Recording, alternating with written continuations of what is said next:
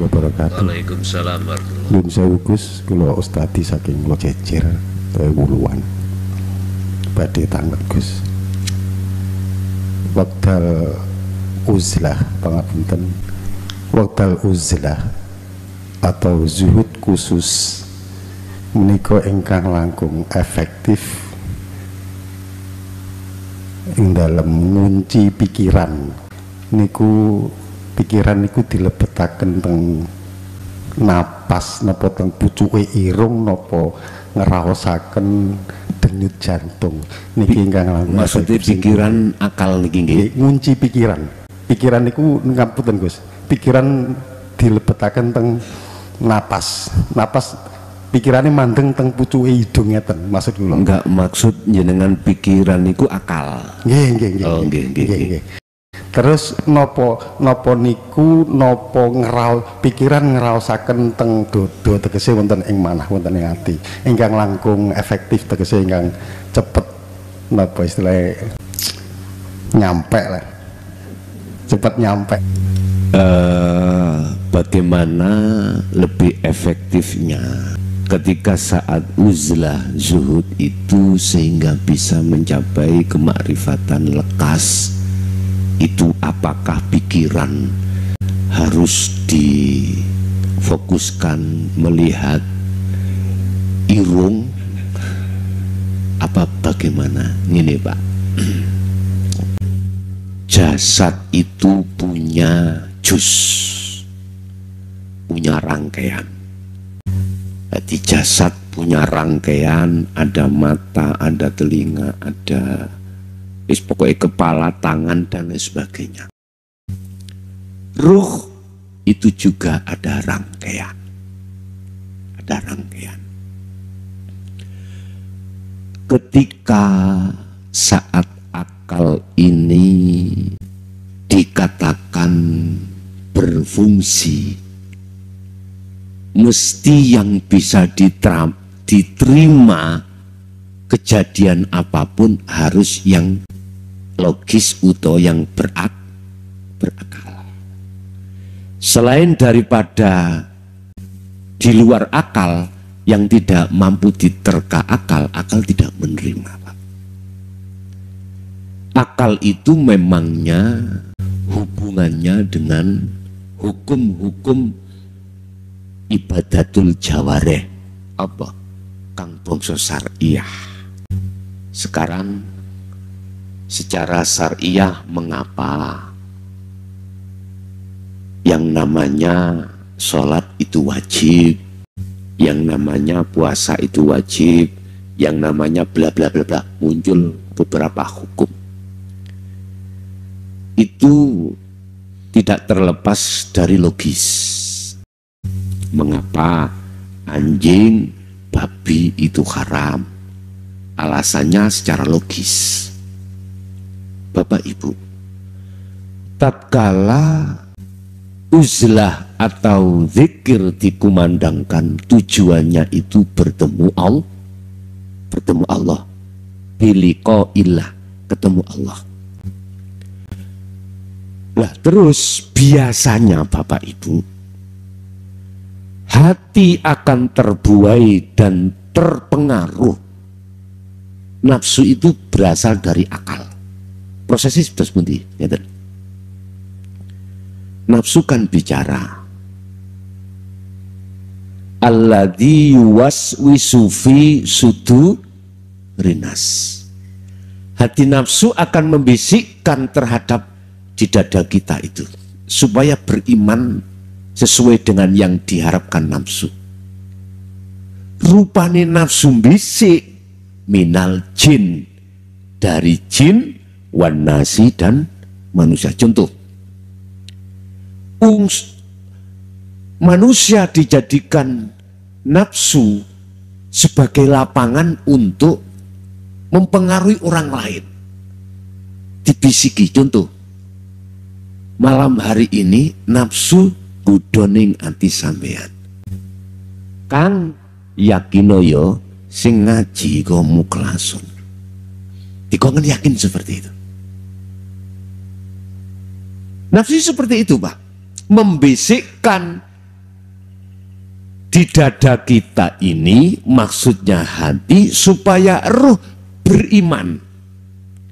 Akhirnya akal ngomong, oh iya, iku kan mukhlason makhluk, berarti sing ngaji mukhlason. Akal akhirnya ngomong muduning roh, yakin no awakmu bahwasanya yang ngaji itu adalah mukhlason makhluk. Ketika ruh ini nggak punya zikir, zikirku ingat, sadar kalau semua Allah, nggak ada filter seperti itu, langsung ruh itu yakin, Pak. Jenengan akan yakin mengatakan sing ngaji mukhlason. Iki proses turunnya bisikan nafsu lewat manusia. Nafsu membisikkan minal jin, dari jin, wan nasi, dan manusia. Intinya jenengan dipaksa untuk beriman ning ati, menuduh seyakin-yakinnya yang bertausiah adalah mukhlason dari makhluk. Ini berarti kita kena bisikan sudah. Wis. Mohon maaf, Pak. Memang itu pengalaman kita ketika menjalankan zikir sir di Toriko. Ya. Dikengken melihat ujungnya hidung.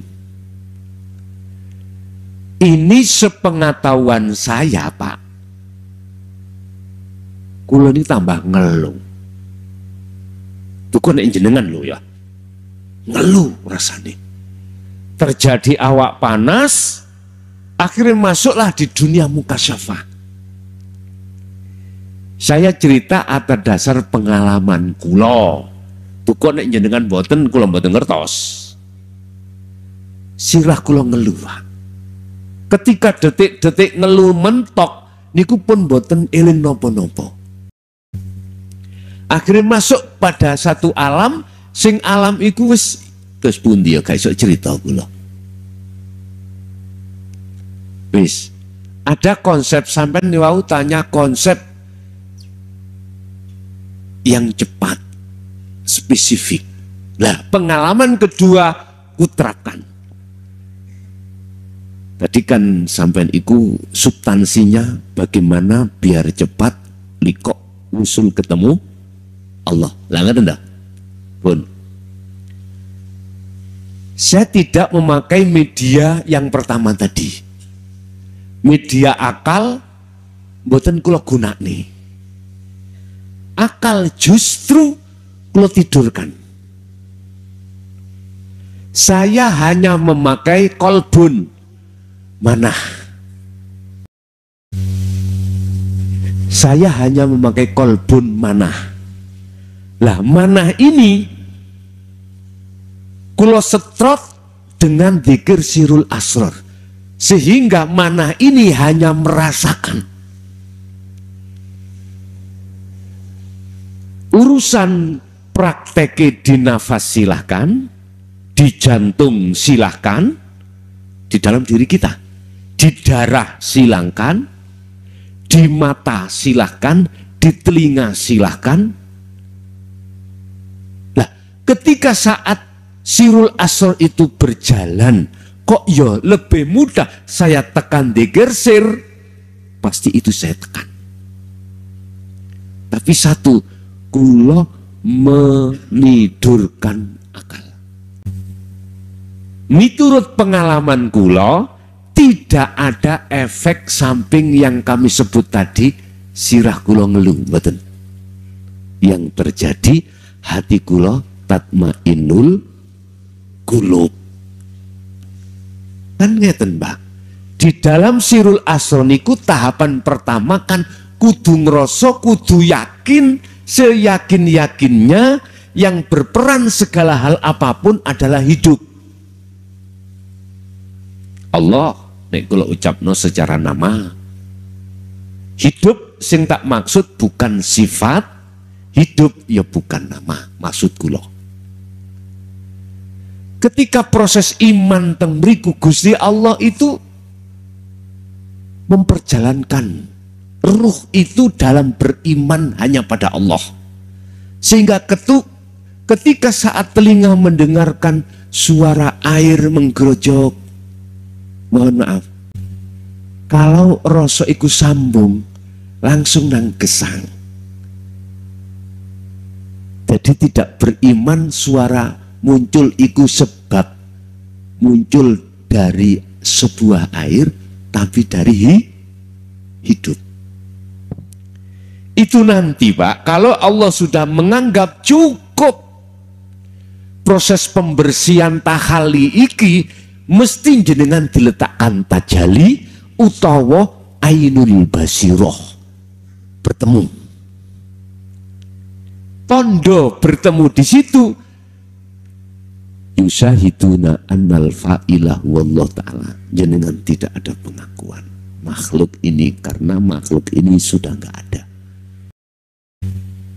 Sing ngaku ya urip kuwi mau to. Umpama saya katakan ning ati sampean iki muncul penetapan kekuatan akunya ingsunnya Allah.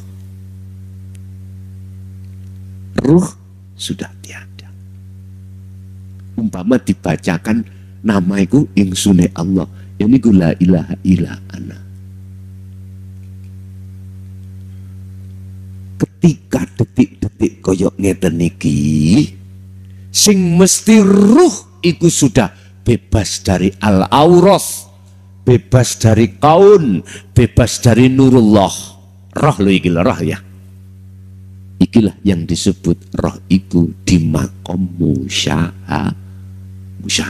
Urusan berapa detik, urusan berapa menit, urusannya Allah. Kita hanya mengikuti aja. Bapak Ibu, ketika ruh itu dikembalikan lagi, apakah di muhadharah atau di mukasyafah, apakah dikembali ke dunia, kan dia kan habis di akhirat, terus dibawa ke dunia lagi, itu urusannya Allah. Udah urusannya Allah. Apakah ruh masih tetap di akhirat, jasad masih ada di dunia, itu urusannya Allah. Apakah kedua-duanya baik jasad maupun ruh ada di akhirat, jasad enggak di dunia, itu alias majdub, itu juga urusan Allah. Miturut pengalaman setahu saya Pak, lebih cepat jenengan iki menidurkan akal. Sebab mungkin nek sampean kali kula tasik berpikir dengan akal terkait zikir iku, mesti jenengan kali kula mengki dipaksa nafsu dikongkon ngaku-ngaku. Zikir dikongkon ngaku dikiri. Uzlah dikongkon ngaku uzlai. Padahal rantai yang paling halus pada ruh, sehingga ruh iki nggak bisa lekas nang Allah, itu ruh ngaku-ngaku. Makanya ada kaidah yang mengatakan lepaskanlah keakwamu ketika saat kau beruzlah pada Allah. Sebab hijab rantai yang paling halus, yang susah dilepaskan adalah ego dalam diri kita masing-masing. Allah tidak akan menerima cintane hambane manakala hambane belum melepaskan cinta terhadap selain Allah. Jikalau hamba sudah melepaskan dirinya atas hambanya, yuhibbukumullah wa yaghfir lakum dzunubakum. Allah akan menerima kau sebagai kekasihnya. Ini Pak, berarti diri makhluk itulah rantai yang paling berbahaya, yang susah untuk kita lepaskan, karena itu rantai yang paling halus, yang dimunculkan oleh nafsu dalam diri kita masing-masing ketika proses. Jadi bagaimana? Itu bisa lepas dengan cepat manakala kita memfokuskan zikir itu hanya di dalam hati, akal tidak boleh ikut. Pun, ini yang pertama. Iya?